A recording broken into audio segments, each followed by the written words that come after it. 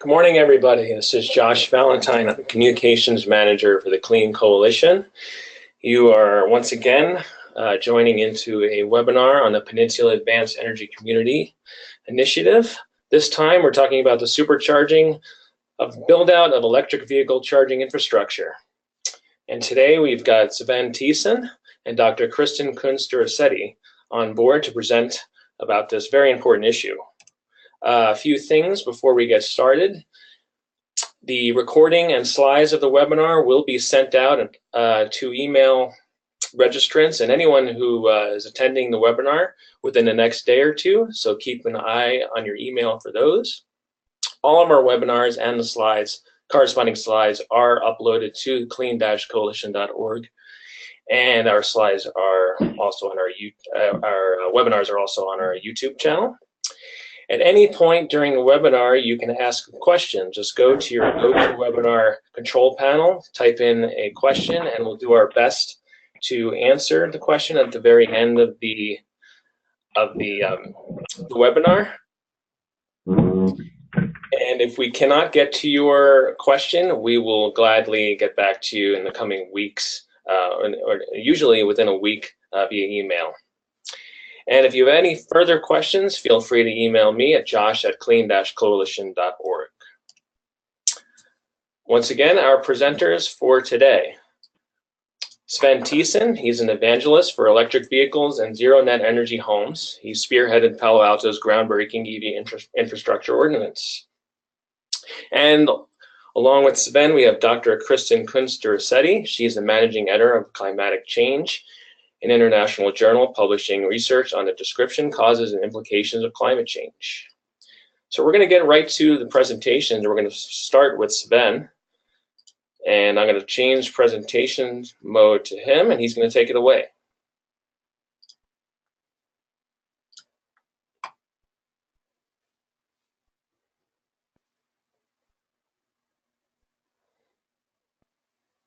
Good morning, everyone. I'd like to talk about PAEC. PAEC is the Peninsula Advanced Energy Community, as funded by the California Energy Commission. It's a groundbreaking initiative to streamline policies and showcase projects that facilitate local renewables and other advanced energy solutions like energy efficiency, energy storage, and electric vehicle charging infrastructure. And our focus today is EVCI, electric vehicle charging infrastructure. We're going to start with looking at a study that we completed for PAEC. We're going to talk about innovative low-cost EVCI installations, some proposed EVCI for Redwood City, East Palo Alto, and Palo Alto, plus the Palo Alto feed-in tariff where photovoltaics and electric vehicle charging wins. So first, the study. And that study was to confirm that long-range EVs are catalyzing a new charging paradigm. And it's part of that to come up with some new tools for local governments. The paradigm essentially is that workplace and home charging remains critical, but that level 2 in the public space, particularly funded by local governments, is no longer a critical path to accelerate adoption. It's important, but no longer the critical path it was, because historically we've had commuter EVs, those electric vehicles with less than 100 miles of range, but now we see vehicles like the Chevy Bolt with a B, as pictured here, with 237 miles of range. We have the affordable Tesla Model 3 with anywhere from 180 to 200 plus miles of range. And what's also interested in this is that, for example, this charging, this fast charger, DC fast charger on the right on the screen, that's by Porsche, and that's a 150 kilowatt charger. Most Tesla superchargers are 125, and Porsche is talking about building superchargers up to 450 kilowatt, which is essentially 1,000 miles per hour of charge.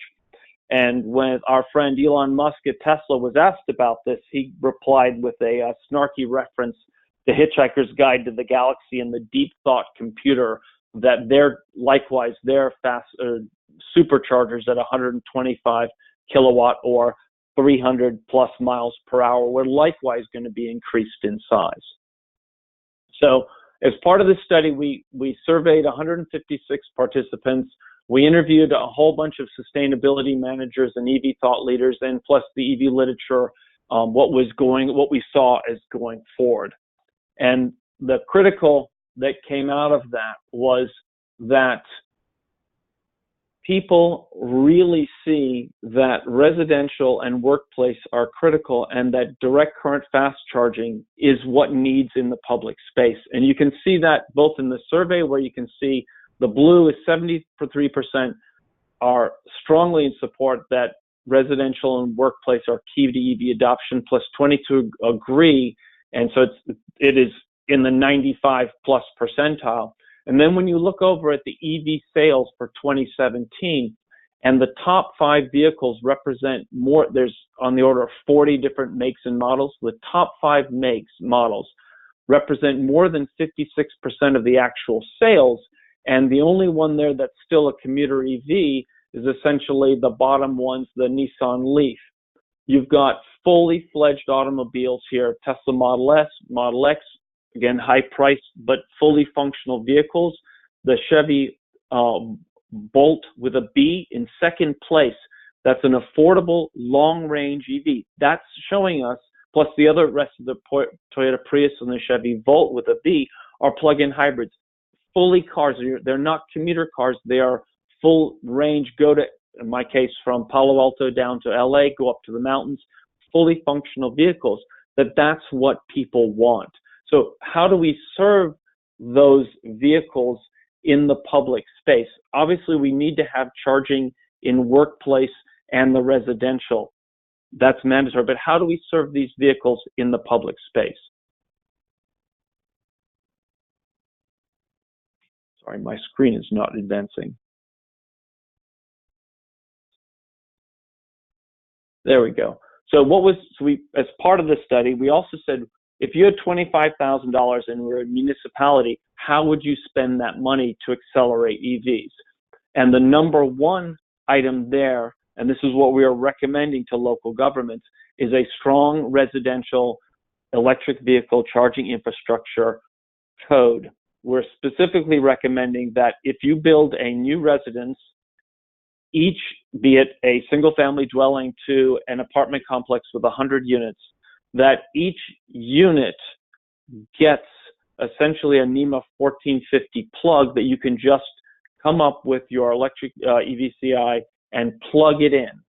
Plug and play, and you can immediately begin to charge your vehicle, and that the wiring goes back to the actual apartment or main home, so there's no squabblings about who pays for the electricity. Because once you have that, it's just a simpler base. I have so many friends and acquaintances that live in condos and apartments and say, I would love to get an EV, but I have nowhere to charge it. And this stops that problem by providing the EV charging equipment right up front. Not the charging equipment, but the plug to simply plug it in. It's essentially like a dryer outlet. So these 5 priorities items, number 1 was strengthen the building codes. And Palo Alto put in one that essentially is very similar to that. And San Francisco, Oakland, Fremont also have solid EVCI codes. Number 2, so you've got this money, why not let other people operate, install, and maintain the charging system? And that's particularly for fast charging. So right now, both Tesla and Electrify America, this is the Volkswagen arm coming out of the Dieselgate scandal, has to go around and install a large number of fast charging stations. And Tesla's doing it where they think it needs to go in. So Tesla's approaching towns and cities and saying, hey, we would like to install chargers at these locations or at this location. And I would strongly encourage a local government to accept their offer, because they've done all the work in identifying the site, and they will do all the work and maintain those stations. So number 2, accept when a third party comes along to install DC fast charging. Number 3, then for when you do want to install for residential and workplace, focus on low-cost installs with someone else doing the work. For example, in PG&E service territory, they have a very nice, a reasonable program, and my apologies to Ben Viagra if he's on the call, a very nice program called Charge Network that covers, depending on where you're located and if you're installing for workplace or if you're installing for residential, covers between 80 and 90% of the cost. The Air District's Charge program, which just closed, they have a reasonable program that provides $3,000 per port, and it should be going live again by the end of the year. And they will, there's nuances with both of these, and then also your local utilities in addition to PG&E. For example, I'm in Palo Alto. My city has its own utility. There's also community choice aggregation that all have particular EV programs. I like mine because this is one in Palo Alto because they're giving $6,000 per charger to nonprofits that install electric vehicle charging equipment. So again, is the city paying for all of it? No, they're leveraging off of another program to accelerate EV adoption here. 4, and this is really, really both simple and cost effective. Put up signage on the outside of your parking garages where you have your signs that say to the general public, hey, there's a parking garage here. This isn't the signage inside the parking garage that says the EV chargers are on the second floor on the left-hand side facing the McDonald's. This is the signage outside when you're directing people to parking. And what this is for, it's not for the EV driver specifically, because they're likely using an app called PlugShare or the ChargePoint app to identify exactly where the chargers are, and they'll even know if the chargers are in use or if they're broken. These signs are raising awareness that charging is everywhere, so that a new EV driver, not the new EV driver, but someone who's considering EV drive to get an EV but is worried about range anxiety, that they don't know where the chargers are, that they don't have the app yet, that they haven't spoken to someone driving an EV, they're going to see these signs and say, oh, there is charging, there is this network, and their range anxiety, which in my opinion is in a way with our long range EVs is mostly a myth at this point in time, that it will calm them down and further encourage them and educate them into getting into an EV. So, and it's really cheap, just, bolting a $10 sign to an existing sign. And then the last one is to conduct electric vehicle ride and drives and other educational activities. So for example, on Earth Day, Palo Alto, and it's had a great big ride and drive. Palo Alto and the Greater Bay Area, the nation, participates in National Drive Electric Week. And all these, again, are being organized by third parties. And so the city can, again, leverage off these existing activities. And it's so much easier to talk to someone about an electric car who already has an electric car and has been through the same sort of fears of, for example, how much is my electric bill going to go up by? How long, where do I charge? What about getting a charger at my house? What are the different sorts? And so someone who's just been through that and is in an EV is much easier to talk to than, no insult meant, some slick salesperson at a dealership. In addition, when we talk about educational activities, the City of Palo Alto has been hosting Stanford for the last 3 years for their employees has been giving a twice-a-year class on essentially everything I wanted to know about EVs, but were afraid to ask. And we've gone from 30 participants to overflowing at 65. And so the city this spring, the city is partnering with Stanford, and we're having it at a community center with seating for 300. And I understand we're at 200 plus people already registered for this free class on, again, everything you wanted to know about EVs. And we're going to have EVs out there. So again, these are all inexpensive things that a city can do to drive EV adoption. Again, we're leaving that paradigm that says, oh my goodness, we need to have a lot of EV charging level 2 in the public space, for example, at grocery stores, at shopping malls, at theaters, because we're serving these commuter EVs. What we're seeing is that people want fully functional automobiles and able to drive from San Francisco to the Bay Area in a day on a reasonable amount of time. So those are the 5 prioritized actions, but there's a bonus one. So what we're suggesting, and again, only Norway so far has gone because it is the hardest nut to crack, and that's for existing residences and existing workplaces. So Norway has a code that says if you're collecting money for parking, in other words, if it's a fee for parking, then you also have to provide some level of electric vehicle charging infrastructure depending on the size of the parking lot and a couple of other features. So they're doing that. So the bonus action, this would be get the double gold star and diamond award to a city that put in a program that said after such and such a date, you know, carrot and stick type program. Right now we'll give you money to install chargers in existing locations, but you have to have them in by an existing date.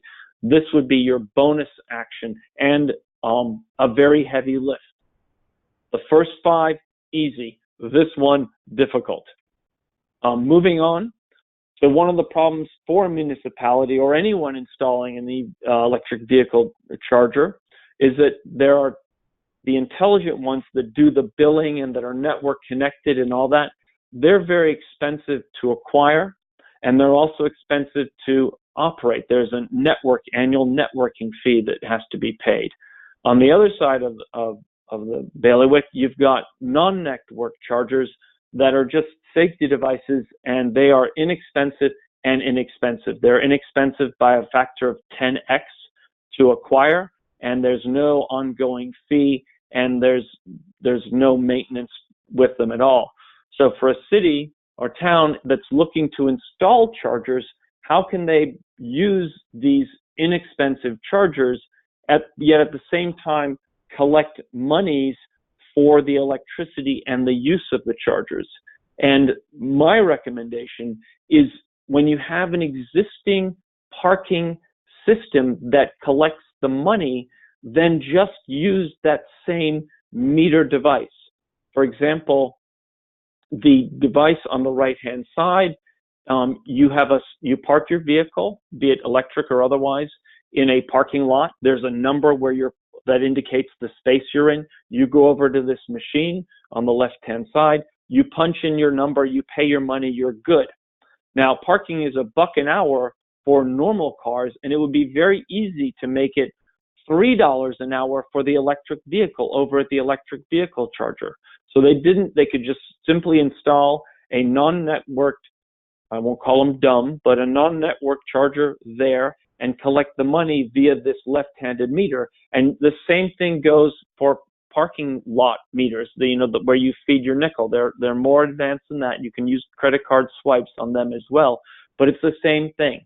There's a particular price for the internal combustion engine vehicle, the ICE engine, and there's a different price for the EV charging at the EV place to pay. And this is much simpler because you don't have to invest again in that expensive network charger costing 10x the non-network charger, and you've already paid for the parking billing system.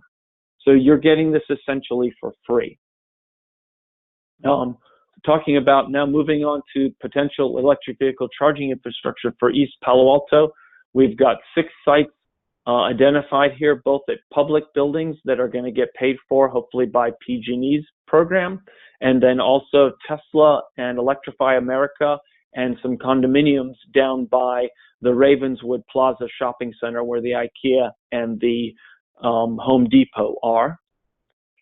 Over in Redwood City, we've got a school, a couple of condos, and some Boys and Girls Club, and some workplace likewise identified to install electric vehicle infrastructure, typically through the PG&E program, or in one case, one of the workplaces just doing it because it's the right thing for them to do for their employees, and they're doing it both on their own nickel, and they say it's the right thing to do for their employees, but to me, it's what they're doing is they're attracting talent and they're retaining talent by providing one more perk to their employees.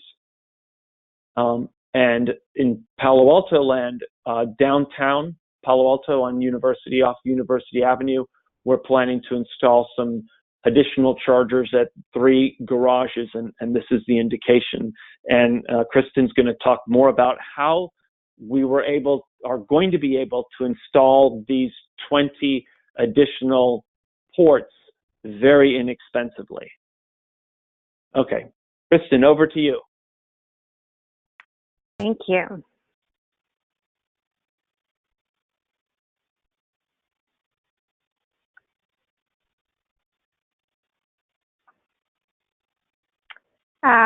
So this is Kristin. Are you able to see my screen?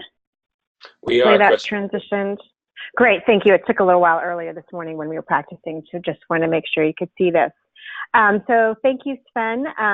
In addition to the research that Sven has done for PAEC, PAEC is also developing case studies to highlight best practices for integrating these advanced energy solutions into our local communities and serve as exemplars and templates for broader dissemination and adoption into our market.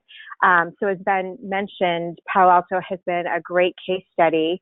And I wanted to point you out to their website if you're interested in more information. And so, for example, Palo Alto has been very aggressive in expanding their electric vehicle charging infrastructure. Just by way of reference point, in terms of percentage of new car sales, electric vehicles comprise 1% in the United States overall. They're 5% in California, and in Palo Alto, they're 15%, which is also really comparable in neighboring Menlo Park. Palo Alto's goal has been a 90% adoption rate of new vehicle purchases by 2030, and they have policies that require EV first for their new fleet purchases. Essentially, that's now the default purchase as they go forward. So they have been really trying to expand their electric vehicle charging infrastructure. One of the things that we've been really working on in our PAEC research is to talk about where there are sort of limitations in adoptions of advanced energy solutions on the policy side and on the financing side. And so one of the things that we've been really successful at doing in Palo Alto, along with Clean Coalition, is developing these feed-in tariffs that allow us to take advantage of solar siting opportunities in underutilized places. So what is a feed-in tariff? A feed-in tariff is a contract that allows the sale of excess energy. And what this means is this allows us to take advantage of underutilized solar sites, such as parking lots or abandoned lots or treatment facilities, places typically where the potential for solar creation outstrips the demand on site. So these would be situations where a net energy metering contract isn't going to solve that problem, because when you have net energy metering, you're only allowed to consume the energy that you produce. So anything in excess of that demand is not something you are going to be compensated for. So the feed-in tariff is a negotiated price that allows for sale of that excess energy. So Palo Alto was able to take advantage of a feed-in tariff in order to install solar PV on their parking lots, the publicly owned parking lots in Palo Alto. One of the things that simplified the arrangement is the fact that Palo Alto owns its own utilities. However, there are a number of examples that Clean Coalition has been able to work out with other entities. And if you visited their website, you could see that their utility renewables program does point to other examples in Marin, in Sonoma, Sacramento, LA, New York, Vermont. There's currently one in process in Alameda. So while I think Palo Alto kind of has the structure of owning its own utilities isn't common, there's certainly plenty of examples out there where it could work in other municipal configurations. So the history of this program is in 2013, Palo Alto Clean was established. It's the feed-in tariff, and CLEAN stands for Clean Local Energy Accessible Now. And so they put forth this idea that they would enter into these contract negotiated prices. They have 3 tiers of contracts. You can have a 15-year contract, a 20-year contract, or a 25-year contract. And they have a fixed price up to 3 megawatts. Right now, that price is about 16.5 cents. Once you get above that 3 megawatt threshold, then the price drops down to about 9 cents. And it varies depending on the length of the contract. So in 2014, they put out a request for proposals for solar siting leasing rights on the publicly owned parking garages. And in 2016, they did enter into a power purchase agreement for a 25-year fixed fee, again under this tiered structure, in exchange for nominal annual lease fee, which is about $20,000 a year, and a list of electric vehicle charging infrastructure benefits. So this agreement is with Comuna Energy, and the agreement was to install 1.3 megawatts of solar photovoltaics on 4 city-owned parking garages.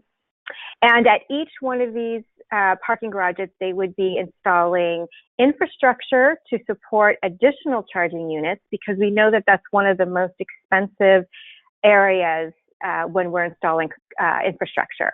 Once that infrastructure is installed, it's relatively easy to install the ports or the charging stations. But if you have to go back and retrofit for the electrical infrastructure, that's extremely expensive and sometimes prohibitively so.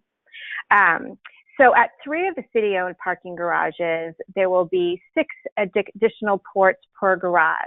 So you could have 6 more cars in each parking garage with electric vehicle charging access. So here we see there's just some pictures of last July at the Bryant Street garage, where you can see that there was the solar PV at the top, and then the charging infrastructure in the garage itself. And lastly, I think this is a really important example of this partnership between a public partner private ship. And the City of Palo Alto also had in mind how this is going to feed into their larger efforts to expand their EV charging infrastructure. So in addition to the charging ports that Comuna was installing, Palo Alto is also going to be taking advantage of the Bay Area Quality Management District grants, which Ben mentioned, to install another 40 charge ports. So of the ones that Comuna Energy is laying the groundwork for, Palo Alto already has plans to install about half of those. And those Bay Area Quality Management grants are about $3,000 per port. Plus, if you install photovoltaics at the same time, it's an additional $3,000 grant. So that will bring the total capacity of publicly owned EV chargers in Palo Alto to just about 100. One of the side effects of having these publicly owned charging units is how do you incentivize turnover? How is it that you don't just have people sitting at the lots and taking advantage of the parking, which is obviously very convenient oftentimes, and encouraging that turnover. So they have implemented a nominal fee to incentivize the turnover. Once your vehicle is charged, you will be alerted with a mobile phone communication, and you will have a 20-minute grace period to leave your parking spot. After that, you will be charged $2 an hour for parking. And then the normal 3-hour parking limits do apply in Palo Alto at these garages, just as normal parking, and then you'll be subject to a citation afterwards. So they are trying to deal with that, the problem with people encouraging that turnover in the EV charging spots. And then lastly, as Sven also mentioned, Palo Alto is offering rebates for installing charging units at schools, nonprofits, multifamily and mixed-use properties, and taking advantage of funding from low-carbon fuel standard credit sales in order to subsidize that program. So that's the end of my presentation. Thank you, Kristin, and thank you, Sven, for your wonderful presentations on the EVCI, electric vehicle charging infrastructure. Kristin, if I can trouble you to advance your deck back to the admin slide, that second slide that shows folks how to submit questions, that would be great while I go through some of them. So we've got a couple of questions here. Are you both ready? I'm gonna shoot them off. This one comes from Mike Harrigan, and he's the senior program manager for advanced mobility at Prospect Silicon Valley. He asked, are there charging solutions for existing multiple unit dwellings that don't have assigned parking spots?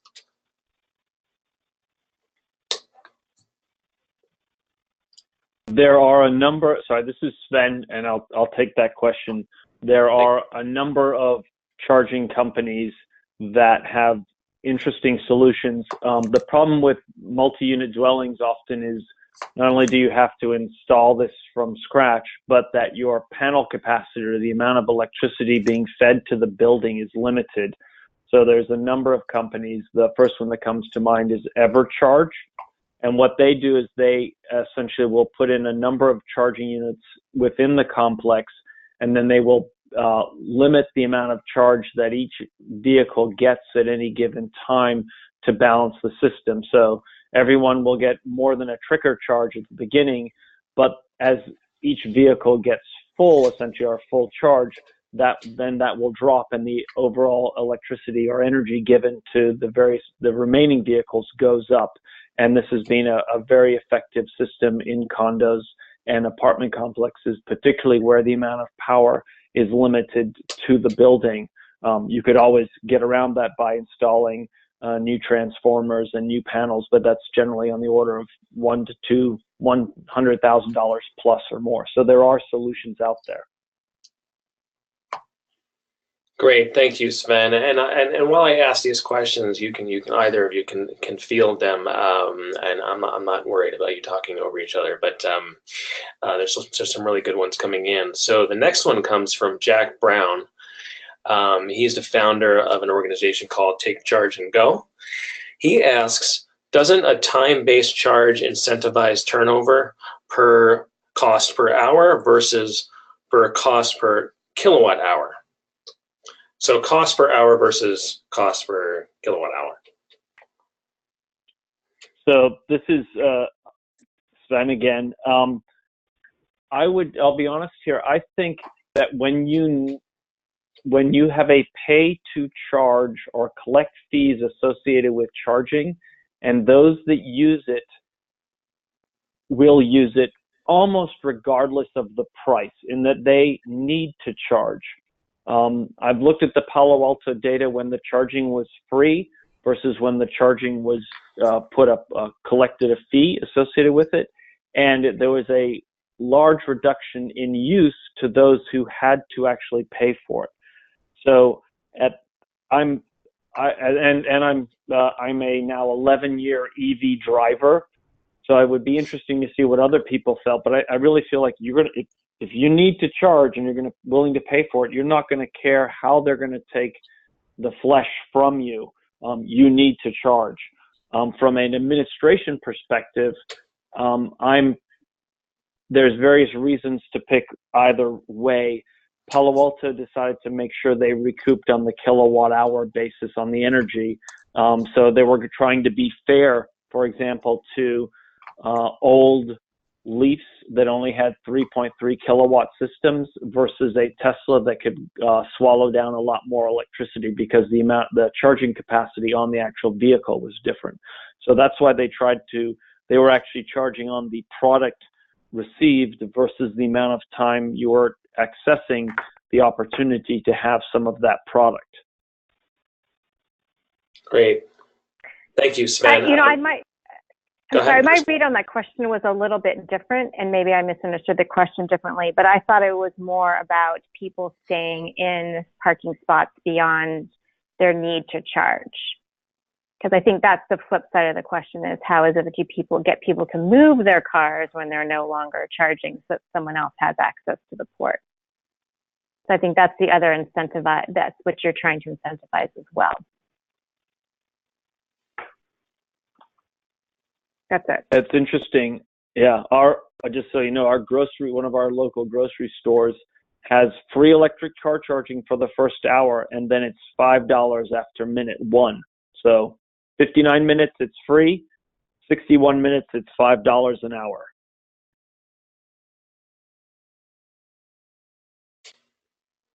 All right, thank you both. And so we've got a batch of 3 questions that are related, but from 3 different people. So I'm going to ask them one after the other. So the first one comes from Jim Burness. He's the CEO of National Car Charging. Jim asks, how do they collect 23 cents per kilowatt hour or any squatting fees if Palo Alto is pushing chargers?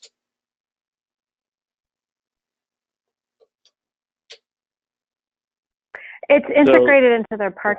Oh, go ahead, Sven. You probably would know better than I. No, it's via charge point. So they're charge point units. So it's 23 cents per kilowatt hour. And again, once you are there longer than, I don't remember the actual time limitations, there's a higher fee through charge point applied to the vehicle. And then again, most of these are in 3-hour limited parking spaces. So after that, you've got the meter, not the meter reader, but the actual parking attendant going around and saying you've been here too long for ticketing. Right. And the time limit on that is until it's full. So if you go and you park in it for 20 minutes and you're full, then you get charged the $2 an hour parking fee. But if you're there the whole time charging, then you're just being charged a kilowatt hour charge. So this leads us to the next question from Alex Portscheuer. You may or may not have the data on this, but he asks, how many citations has the Palo Alto PD actually issued to drivers who've left their cars for too long? I don't know that. I'd have to find that out. Yeah, I don't know that, but I do know of some poor fellow in Redwood City or gal in Redwood City. It was a Nissan Leaf where they have a charge point unit and you also have to pay for parking, and you have to pay for parking via a parking machine, and you also have to pay for charging via the charge point unit. And this person paid to turn the charge point unit on and paid for the electricity for their EV, but they got a parking ticket because they failed to pay for the actual fee to park there via a separate machine about 100-foot walk away. So there were So it does happen. So there were 4 collections in that transaction, Sven? There was the parking fee? There were 2 collections. There was a fee for, you had to go to the charge, to turn on the charge point machine, you obviously have to go to the unit and swipe an RFID card and then plug it into your vehicle, and then it begins collecting money from you. And then you also had to walk 100 feet around the building and note that you were in space 213 and pay money to park there. And they failed to pay the money to park there. And when the meter person discovered this, wrote them a $35 or $40 ticket. Wow. So, and the last follow-up question to this group of questions is from Mike Harrigan again from Prospect, Silicon Valley. He asked, how does Palo Alto charge a fee when not using a networked charging station? I'm not sure if we answered that question already. Did we? We didn't. So all of Palo Alto's are networked. Mm-hmm. Great. So, Gabe Petland, supervisor of grid planning and reliability for CPUC. Gabe asked, what is the best way to install electric vehicle charging infrastructure at existing multifamily housing units with individually assigned parking spaces? You take a very sharp nail and stick it into your arm.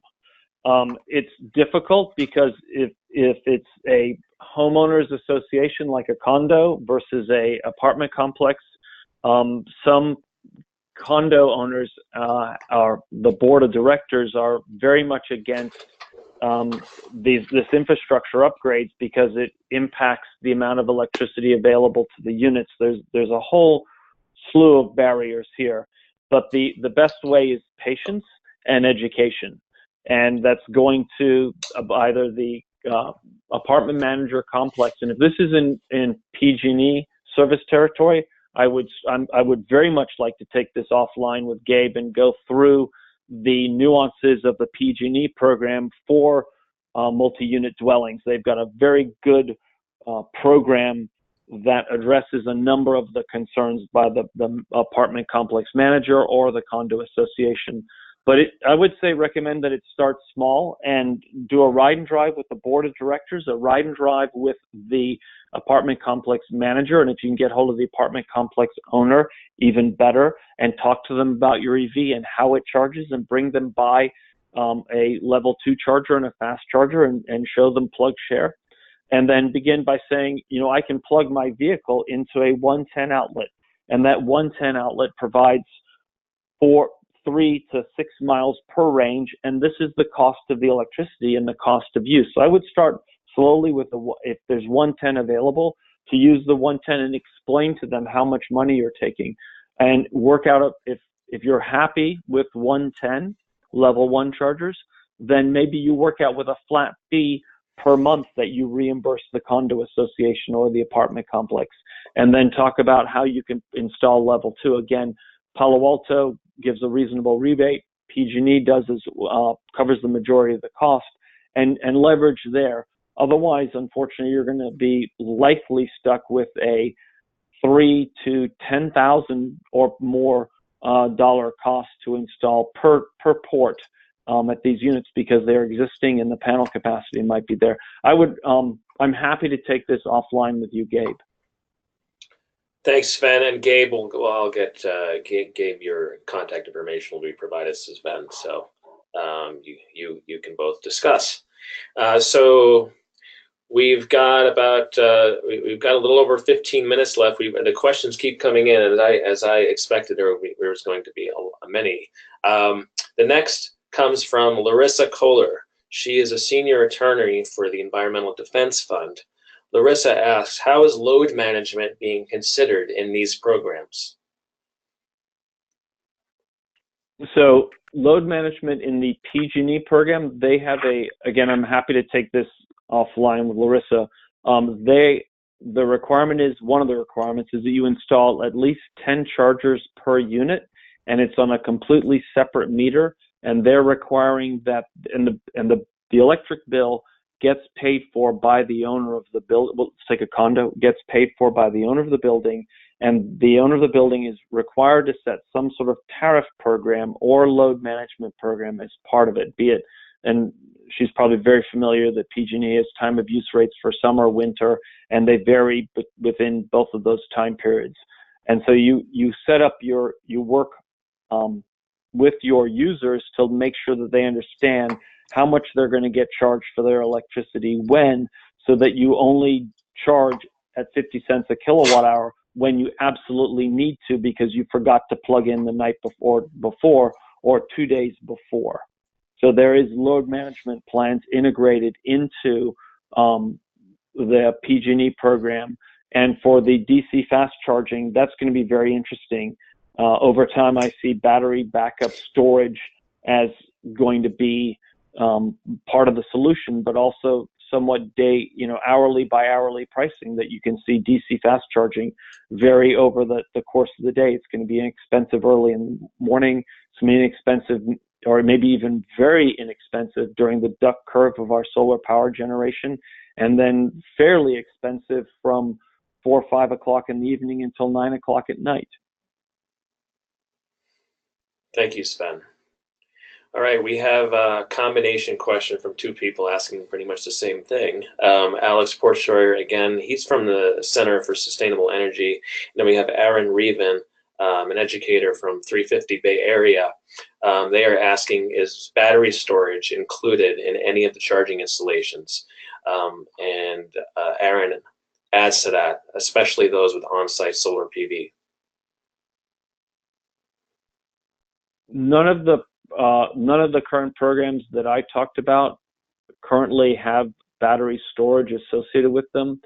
I know the Clean Coalition is, as part of our PAEC project, is looking at that for more of a microgrid type, emergency microgrid type program.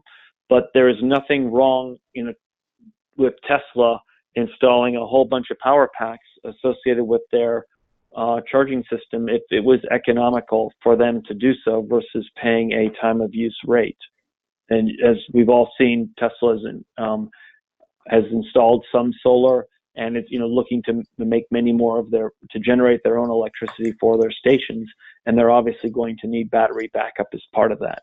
The good news is that your battery backup associated with your solar is also subject to the 30% tax credit. So its economics are being incentivized to do so.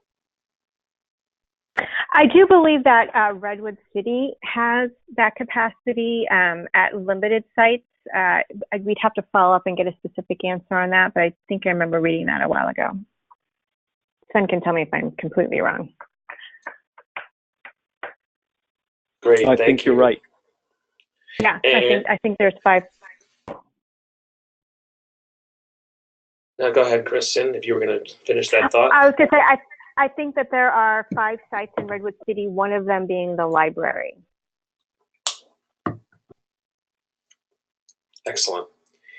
And that PAEC study Sven was referring to on the emergency solution is a solar emergency microgrid. So I can point to everybody out where that information about that is on our website a little later as we wrap up the webinar.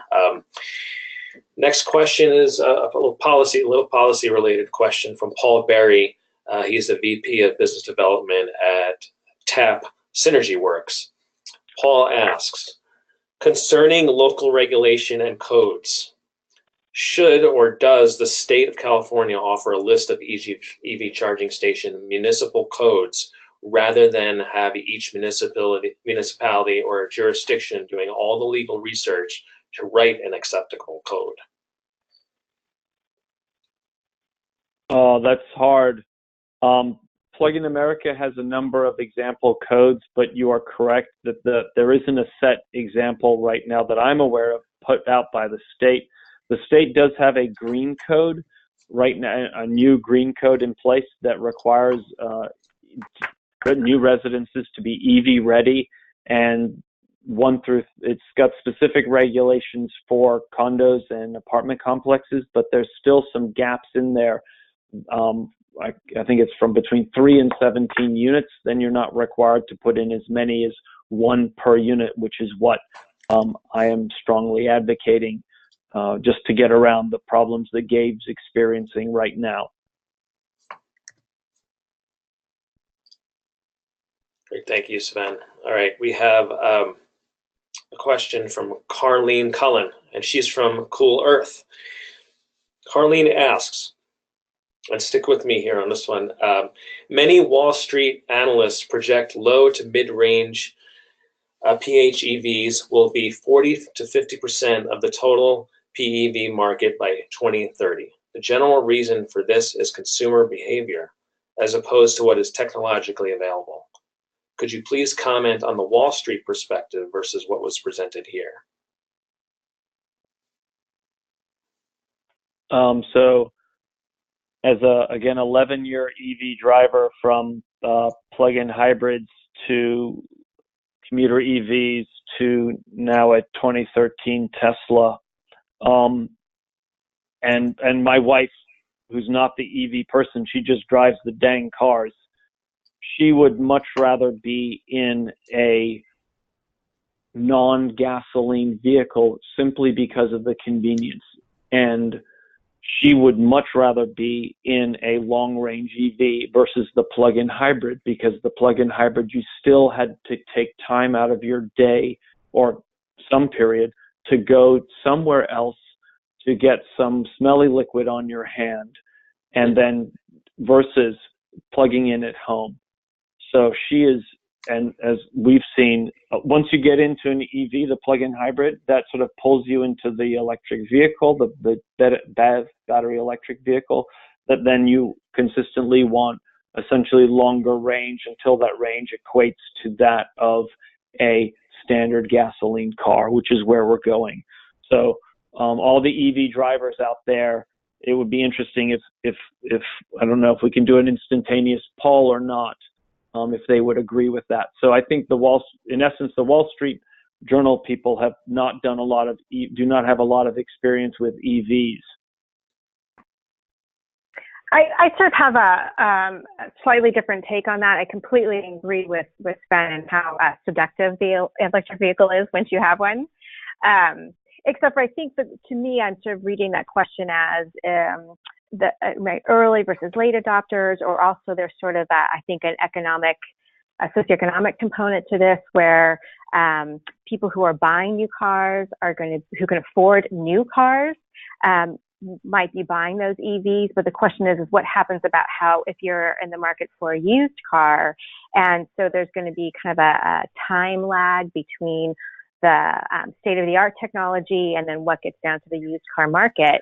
And so while I agree that there's sort of this increase in range and the need, especially the need in multifamily apartments and living units to supply that EV infrastructure, there might still be for a number of years this gap where people are in the secondary market for electric vehicle cars that don't quite have the range, and to be attentive to those from an equity perspective, that we might still have to think about charging capacity at workplace if you just don't have a car that can go to work and back, or if you're living, your housing costs are such that you live so far away that you are using the full range of that electric vehicle to get yourself to work. And so then you're going to need that charging infrastructure at your place of work in order to be able to get back home. So I think that there continues to be those kinds of concerns, and as local responsible government thinking about issues of equity as well, we should be attentive to that. I would just like to add, I agree with that. Also, what's interesting is we're now seeing a whole bunch of used EVs hitting the market for very little money. We're seeing $7,000 to $10,000 Fiat 500Es and Leafs. And I would wager before the end of the year, we see used Teslas for less than $30,000 on the market on private sales, as there's a large number of Teslas coming out of their lease, and owners wanting to upgrade to newer cars as these vehicles, the 2013s, are 4 or 5 years old.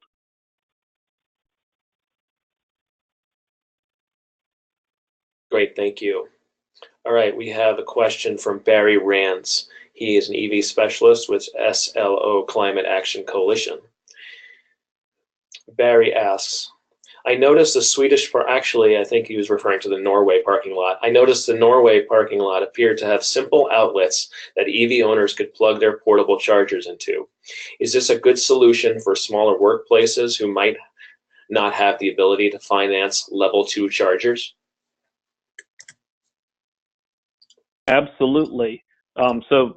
It's different. So we're comparing apples to oranges here, because in Europe they use a much higher or double the voltage that we do here. So the amount of power, and likewise the amount of power available out of any outlet that you would plug your toaster oven or your laptop or your cell phone in, has the capability of providing more electricity.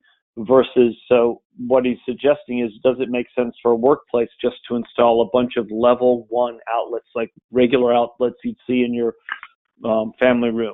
And my answer to that is yes, because when you buy an EV or lease an EV, you get a charging cord set that you can straight plug into level 1 or a 110 outlet that again provides you with 3 to 6 miles per hour of charging. And so by not having to supply that actual level 2 or any sort of safety device, the actual charger, it's not a charger, it's well, we won't go there. But the answer to the question is absolutely yes. because it also forces the EV driver to get out of the car and take something out of their trunk and plug it into a circuit on the ground.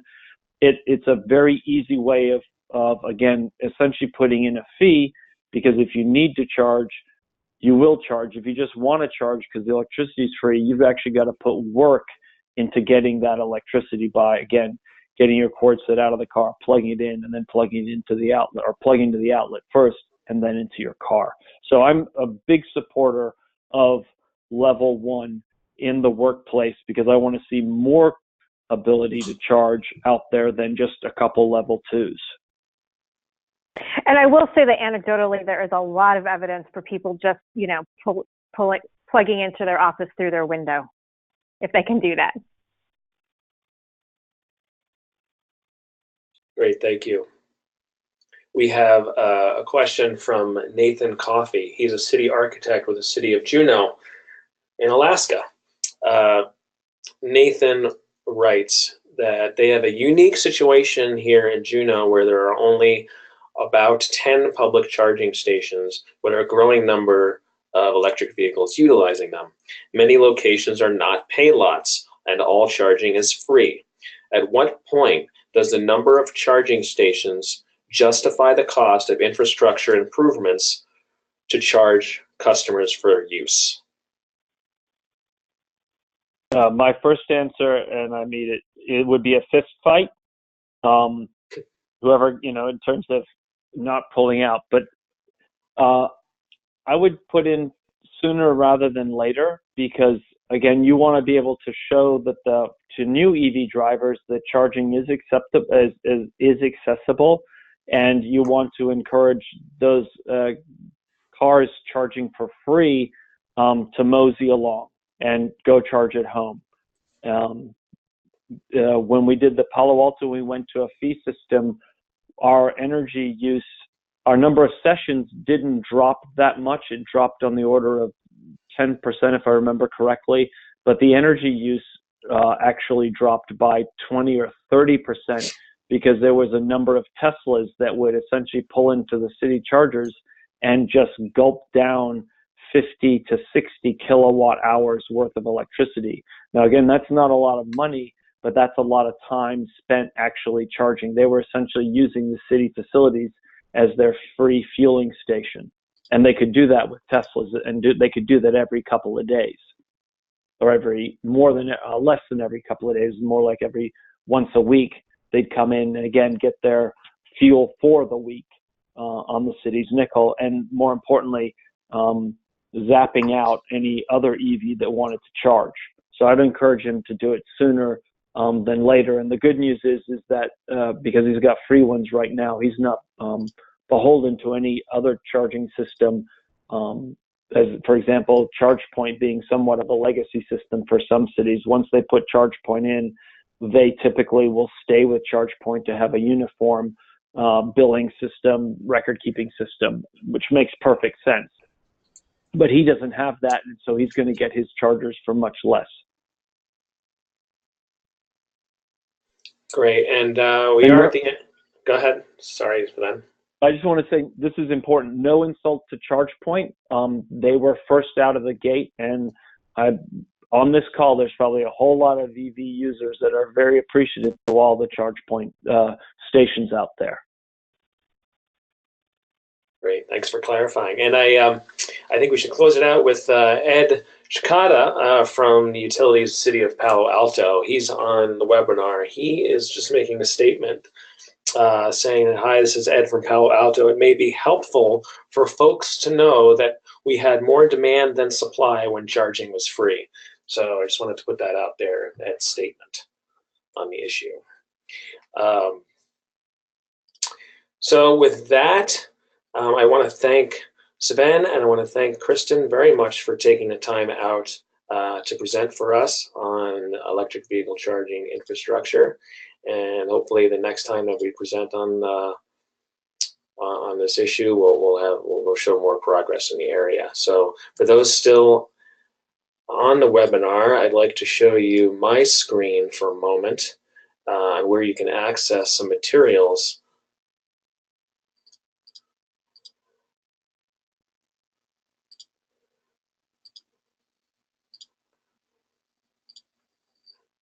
And you'll see there that is on our website. If you go to our website, the quick link is clean-coalition.org/PAEC, P-A-E-C.